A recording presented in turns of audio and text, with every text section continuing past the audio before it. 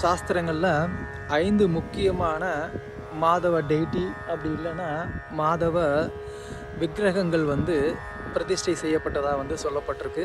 இந்திரனால் இந்த 5 விக்கிரகங்களும் பிரதிஷ்டை செய்யப்பட்டிருக்கு. அதில் ஒன்று பிந்து மாதவ், அவர் காஷியில் வாரணாசியில் இருக்கிறாரு. இன்னொன்று வேணி மாதவ், அவர் பிரயாகில் இருக்கிறாரு.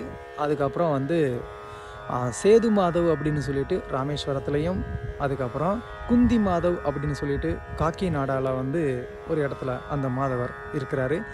அதுக்கப்புறம் சுந்தர மாதவ் அப்படின்னு சொல்லிட்டு திருவனந்தபுரத்தில் இந்த மாதவர் இருக்கிறார்.